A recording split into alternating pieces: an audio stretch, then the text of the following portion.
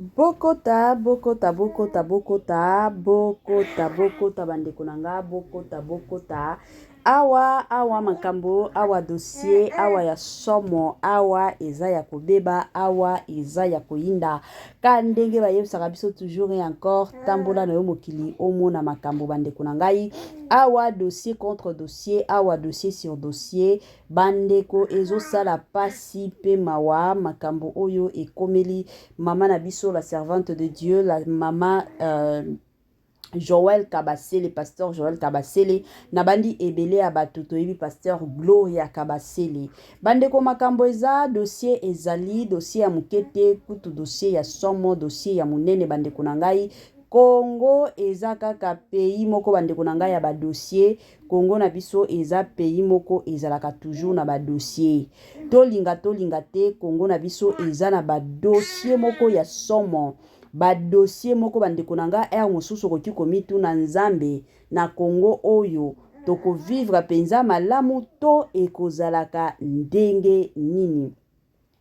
Bonjour, bonsoir et surtout bon après-midi, et cela ne dépendra qu'à l'heure à laquelle vous allez nous suivre. Bienvenue surtout sur notre chaîne Kisongi Songi officielle. Bienvenue na balandi nyonso ya kala. Bienvenue na ba o nyonso ya sikaka ndenge toyebisaka bino. Boyei malamu na chaîne na biso, chaîne moko kitoko, chaîne ya ba analyse, chaîne moko ya ba information pas possible, chaîne moko ya bana nzambe. Tosenga na bino bo s'abonner massivement. Soki eza penza mbala liboso oyo koti na chaîne na biso bandeko nanga ya Kisongi Songi officielle, tosenga na bino bo s'abonner massivement. Tango bozo sabonaka bongo bobo sana pete ko klikaka sur ngonga ya notification. Malamu ya ngonga wana ezalaka que à chaque fois que Kisongi Songi officiel arobandotiaka ba vidéo ya sika bokozala directement et encore informé na ndenge moko ya bien. La famille bosale la biso ba partage, biso tolingaka ba partage na bino, to sepelaka pe na ba partage na bino. Ka ndenge bomo na chaîne na biso, tozo bunda na ba abonné, tozo bunda na visibilité, donc partage na bino pe eko sunga biso, eko sala ke ba émission na biso eko banda ko tambolaka na ndenge moko ya malamu penza mingi makasi. Bambote na biso plutôt na ndeko na biso moko na kombo ya Valérie Petelo na ebite soki na prononcer kombo yango kitoko Valérie Petelo de partout oyo ozola na biso topesi yo bambote na ndenge moko ya malamu, na ndenge moko agu, na ndenge moko ya kitoko. Bambote na biso pe na madame Judith Diampoviza ye penza asepelaka na ye koya kotala biso na kote oyo alobi mama Etoile ngana lingaka nanga koya kotala yo na Kisongi Songi officiel parce que kuna masolo ya kitoko izalaka. Donc eza mwa bongo lelo oyo toyeli bino na Kisongi Songi officiel makambo ya la servante de Dieu mama na biso mama Joël Gloria Kabasele azalaka pasteur pona ba o bayebaka te. Ba mosusu bakoya kokanisa ezalaka mobali na ye to ezalaka ye te. Ye moko nde azalaka pasteur bandeko nanga aza pasteur asalelaka nzambe, donc ye appel penza ki bo pasteur ezalaki na nzela na ye toyebi ke na ba couple belé ezalaka nde mobali aza pasteur sikoton bobenga papa pasteur wana bakomi kobenga pe mama pasteur siko ya ye ezande ye muto yaki kozwa appel ya kosalela nzambe, donc yende pasteur kaka ndenge ezalaka na ndenge pe na système moko ya kitoko nini ezo leka mituna eza ebele ya bato balingi bayeba, ebele ya bato balingi bayoka, ebele ya bato balingi ba sentir nini ekomeli mama na biso mama pasteur musala nzambe ya tongo na kombo ya mama Joël Kabasele. Ka ndenge boyebi biso nyonso bandeko nanga chez Kisongi Songi officiel nyonso ezalaka toujours et encore na poisa. Bandeko nanga awa toyaka kobeta masolo ya makambo nyonso, toyaka kolobela nyonso oyo esengeli toya koloba, toyaka kolobela nyonso oyo esengeli toya kobetela masolo na ndenge moko ya kitoko pe na ndenge moko ya malamu penza mingi makasi. Bandeko nanga eza somo, bandeko nanga eza pasi pe mawa, tambola mokili omona makambo, tambola mokili omona ya somo, tambola mokili au sentir dossier sur dossier, au sentir makambo sur makambo, au sentir ya somo, au sentir penza ya pasi pe mawa. Lelo oyo to yeli bino mama na biso Joël Kabasele. En tout cas la famille kane na yebsaka bino na boy nanga lelo kotia ba commentaire ebele parce que bino bolowaka toujours bino na songi officiel boyaka toujours na ba masolo ebele. En tout cas na boy kotia ba masolo ebele na boy nanga kotia ba histoire ebele. En tout cas bandeko nanga nazotie la bino ka ndenge ezalaka maloba makambo oyo tozoye la bino lelo kobetela lisolo nazotie la bino ka ndenge ezalaka bandeko nanga na système moko agu boko landango na bukebi nyonso to landa penza na bukebi nyonso ngana lobaka toujours bo landa boyoka et après mama Étoiline akoya ko sala analyse avant na tie la bino bandeko nanga bo se rassurer nanu soki nanu tielanga commentaire te en tout cas tielanga soki osalelanga partage te salelanga s'il vous plaît.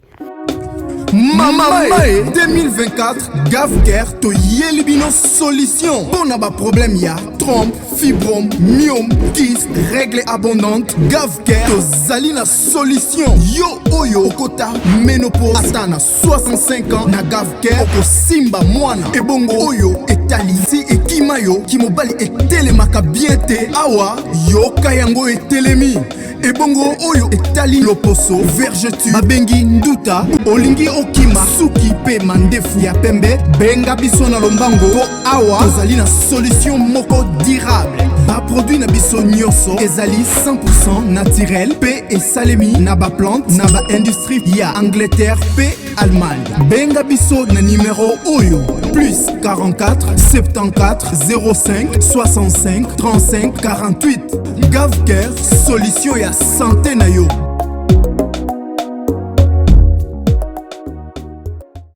La santé n'a pas de prix quand nenge tolobaka toujours et encore battre la santé na yo soki oko battre la santé na yo te ekozala pasi pe mawa yango ezalaka toujours ya motuya ezalaka toujours ya malamu ezalaka toujours bien mingi makasi koyebaka ndenge nini ya ko battre la santé na yo bandeko nanga yango Gavker ayeli bino ba solution ya makasi ayeli bino ba solution penza ya kitoko battre la santé na yo bandeko nanga ekozala malamu et encore malamu mingi. Voilà. Toyo kananu mama na biso Joël Kabasele et après qui sont officiel toko zonga pour na continuer analyse na biso ya lilo na ndenge moko ya kitoko pe na ndenge moko ya malamu tolanda et on se retrouve juste après. Même ce monsieur que tout le monde fustige, pour tout le monde, certaines personnes le martèlent en disant tu ne peux pas dire Longolaba ange. Vous savez, moi je me dis à un certain moment, quand on est mature dans le Seigneur, on ne juge pas l'adoration des gens. La seule chose que tu peux refuser, c'est lorsque dans une adoration, on chosifie Jésus. C'est lorsque dans une adoration, on fait de Jésus un garçon de course. C'est lorsque dans une adoration, on prend Lucifer et on enlève Jésus. Mais écoute, l'adoration d'un homme, tu ne sais pas pourquoi il dit ça. Et puis, lorsque tu veux aussi aller un peu plus loin, en tout cas ça c'est à mon niveau, c'est selon que moi j'ai appris l'écriture depuis que je suis enfant, c'est que entre le serviteur et le fils, quand quelqu'un doit parler, c'est le serviteur qui se tait. Donc si on veut même aller dans les écritures, tout n'est pas faux. Entre le serviteur et le fils, quand quelqu'un doit parler, le père n'écoute pas le serviteur. Le père écoute le fils. Et même si on disait que l'adoration des anges était spontanée et était une adoration éternelle, mais écoute, Jésus est venu mourir pour nous parce que notre adoration est meilleure.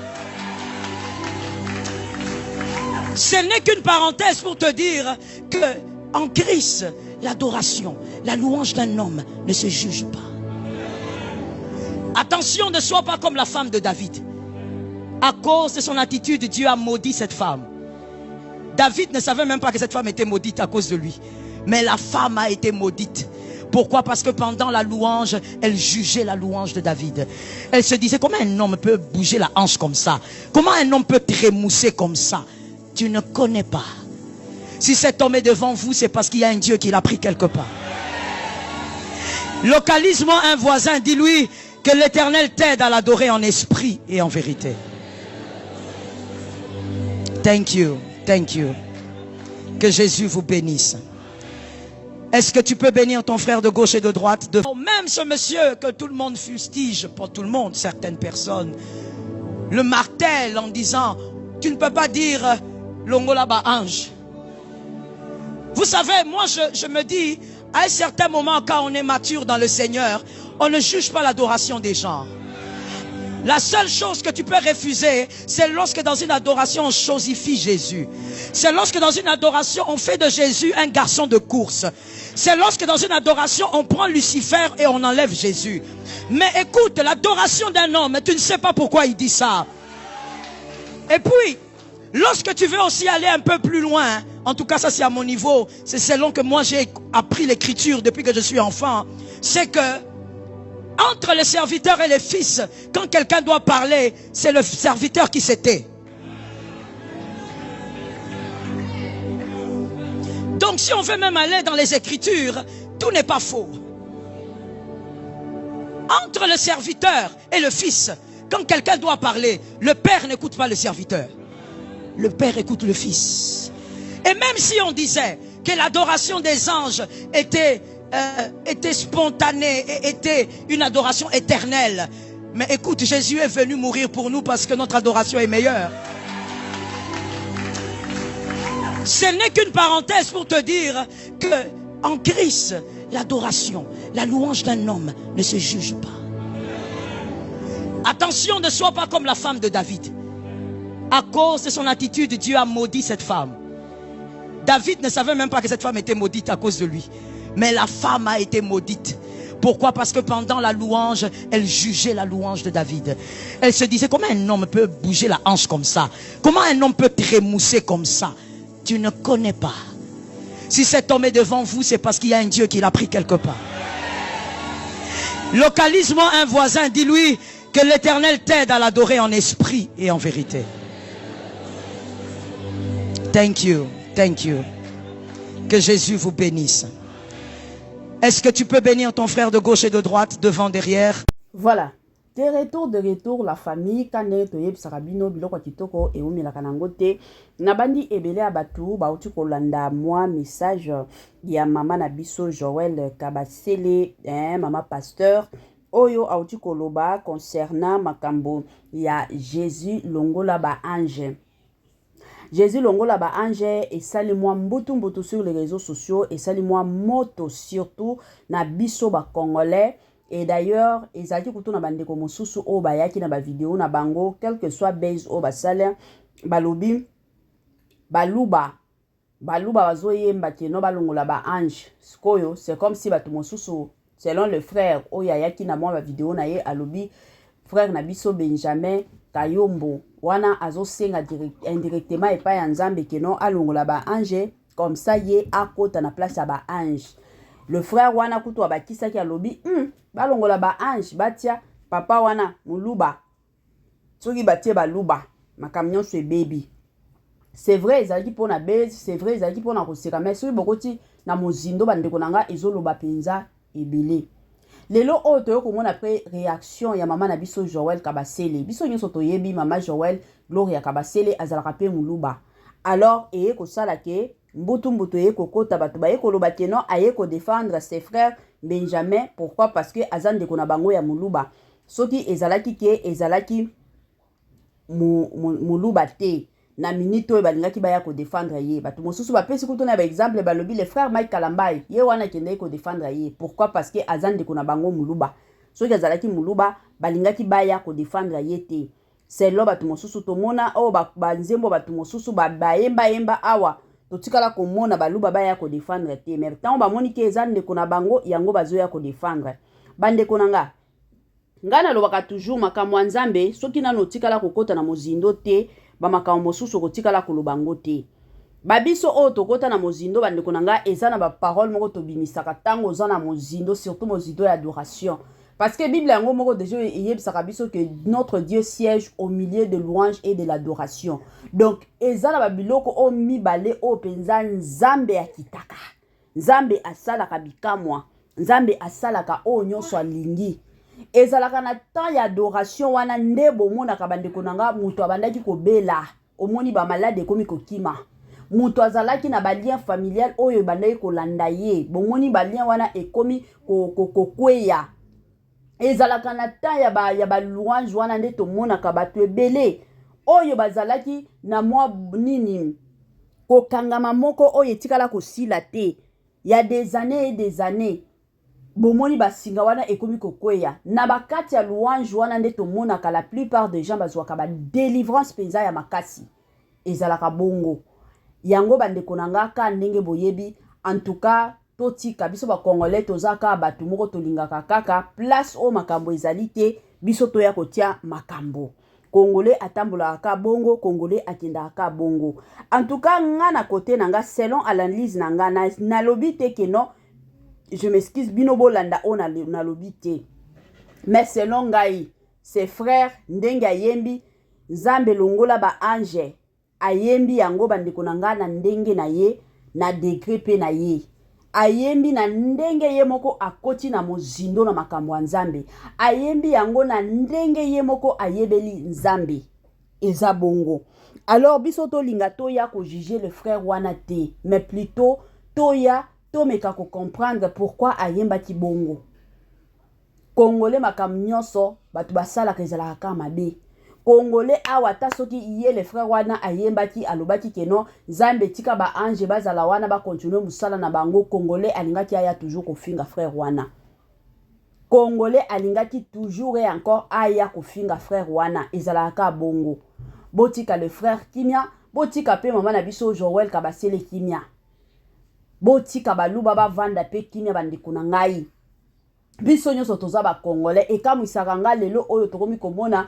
omona ata na bamboka mupaya omona bato mosusu bazotambolaka kaka na mituna bango ke biso toza baluba ba o bazalaka bayombe ba o kuna bazalaka banani biso nyonso toza ba congolais toza bana ya papa moko toza bana ya mama moko totika ba makambo wana ba ekolo makambo ba ekolo eza biloko moko esungaka biso te yango lelo oyo ezo détruire Congo na biso soki lelo tokomi kotala bandeko na nga na Congo na biso vous allez bien sûr comprendre que eza na makambo ebele lelo oyo mbutu na Congo na biso ekotaka pourquoi parce que na mitu na biso totiaka toujours oyo aza ya ekolo kingandi président aza ya ekolo kingandi ngai ya ekolo kingandi na kosoutenir yete yango ezobomaka biso congolais tika ba makambo wana congolais tika ba comportement wana eza ba comportement moko ekotikala kosunga biso te ekosunga pe biso ba congolais to avancer te e obandozongisaka biso ka na sima mais tandis que soki tokozala bato ka ndenge ezalaka bandeko na nga na système moko malamu na système moko kitoko en tout cas totiaka na makanisi na biso ke biso nyonso toza ba congolais ses frères akota na mozindo selon ye selon façon à comprendre na ye nzambe selon façon à comprendre na ye makambo ya nzambe yango ekotisa ye na mozindo bongo babiso oyo topesa nzambe ba kombo combien selon ba adoration na biso combien ya ba kombo o nzambe alata lelo na nzela ba adoration donc lelo osoki tomoni frère wana aye koyebisa nzambe alongola nanu ba ange comme ça adoration na ye ezala te keno ba ange nde batu bakoyoka ngo et puis bakendo yokisela ngo nzambe te aboyi ba intermédiaire alingi makambo na ye nyonso ekoma kambala moko epai ya nzambe totika ses frères bandeko na nga ba congolais na yebi ke bino awa bokoya kofinga ndenge bokoya kosabola ngai ezala misala na bino toyebi bino pona kofinga botika nga na vanda bino bolingaka te bato bayebisaka bino vérité bino ba congolais bozalaka bongo ezaka pasi en tout cas courage na mama Joël message na yo ezalaki clair en tout cas courage na pasteur Mike Kalambai ye pe ayaki kosala mwa défense na ye ayaki pe ko éclaircir ayaki pe kopesa mwa ba idéologie na ye kaka ndenge ezali ya makambo ya nzembo oyo ndenge ezokende parce que moto na réseaux sociaux ezopelaka nde kopelaka bandeko na nga ezosala kaka pasi pe mawa na ndenge moko ya somo na ndenge moko ya pasi pe mawa kaka ndenge ezalaka bandeko na nga biloko kitoko yomelaka nango te awa penza tokomi na mwa suka ina ya partage na biso en tout cas la famille soki otelanga partage te osalelanga partage te plutôt salelanga partage et osalanga malamu mingi soki osalelanga commentaire te en tout cas c'est le moment salelanga commentaire soki oteki j'aime na yo te en tout cas tielanga moi j'aime et osalanga torkos nga na lingaka na nga ba j'aime na sepelaka na ba partage na bino na ndenge moko ya kitoko pe na ndenge moko ya malamu penza mingi bandeko na nga chaîne na biso ya Kisolo Songi officiel ezalaka chaîne moko commercial ozana besoin babiloko na yo e bandaka koleka na chaîne na biso ozana ba business oyo salaka ozana ba na ebite nini oyo salaka otekaka ozalaka na ba boutique ozana misala moko salaka ozalaka na posa ozala na clientèle ya makasi en tout cas ko hésiter te benga biso na numéro oyo za affiché bo benga nga te be botindelanga nde message botindelanga message na ba numéro oyo za affiché na ba bande d'écran na bino ekozala malamu tokosolola tozalaka kaka na chaîne moko te oyo kutu eza ya mibale tozalaka na chaîne moko ya munene ya Étoile Nines TV alors tokosolola tokotiela bino je m'excuse ba publicité yango ezalaka kaka pasi soki osala émission otondi bandeko na nga parce on atondaki avant ya kosala émission yango bomonaka na osala bakamfa matakita bolimbisa nga na ndenge moko ya tokos eza kotonda soki nalie te na okoka mpe kosala émission te bandeko ezalaka toujours bien koliaka bino mpe bolandaka nga boliaka bomelaka nga nalingaka nde bato oyo nalingaka te bato oyo bamelaka nde masanga soki ozoya na nzela ya masanga ntuka eza mabe bana nzambe bamelaka masanga te mais liaka tondaka melaka mai mwa sucré na yo mwa ti na yo mwa café na yo esalaka toujours kitoko penza mingi makasi voilà suka na biso penza yango oyo bandeko na ngai wana tokomona na lisusu na ba émission na biso mosusu oyo ezoya bye bye et à la prochaine.